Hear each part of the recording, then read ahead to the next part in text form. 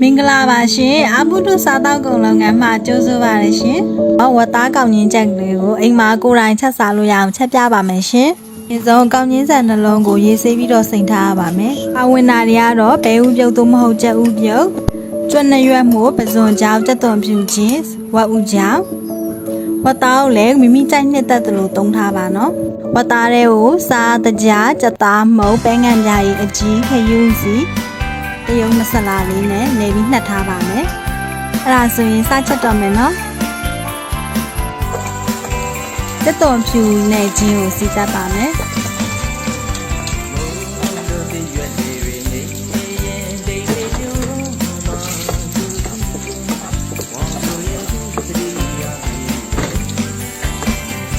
တက်သွန်ဖြူချင်းလေးတွေမှုေးလာပြီဆိုရင်ခုနနှက်ထားတဲ့ဝတ်သားလေးတွေထည့်ပါမယ်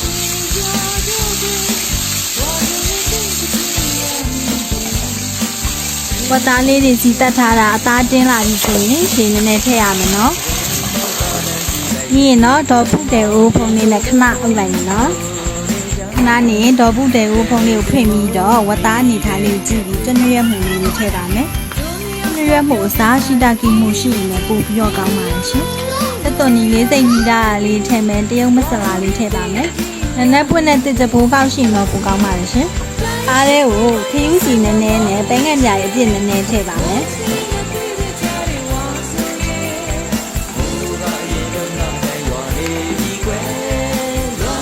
တရုံကောင်းမှုနည်းနည်းထည့်ရပါမယ်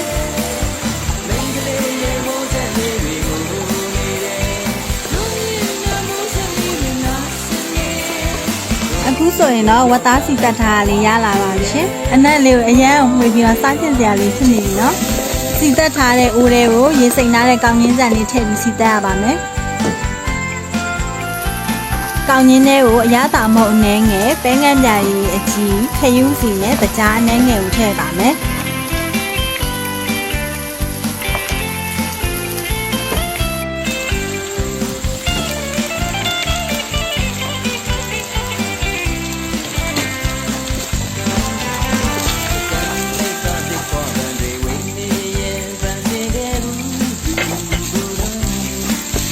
ကောင်းချင်းလေးတွေရဲလာပြီဆိုရင်မီးပိတ်ပြီးတော့သမင်းပေါင်းအိုးတွေကိုပြောင်းထည့်ပါမယ်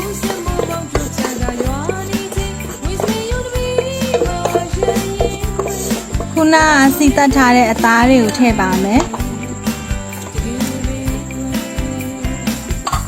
အနှဲငယ်သမအောင်မှွေပြီးသွားရင်ပေါင်းအိုးတွေကိုရေထည့်ပါမယ်ရှင်ရေကိုတော့ကိုချက်တဲ့ကောင်းချင်းပမာဏပေါ်ကိုချိန်ပြီးတော့ပေါ့နော်ရေကိုထည့်ပါ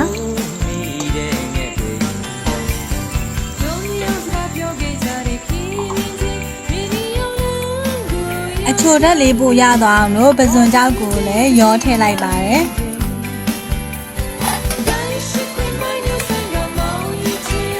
ပြီးရင်တော့သမင်းချက်တလို့ပဲတည်ထားလိုက်ပါတော့သမင်းကိုတက်သွားပြီဆိုလို့ရှိရင်ခုနကကြံတဲ့အစာပလာလေးတွေကိုထည့်ပါမယ်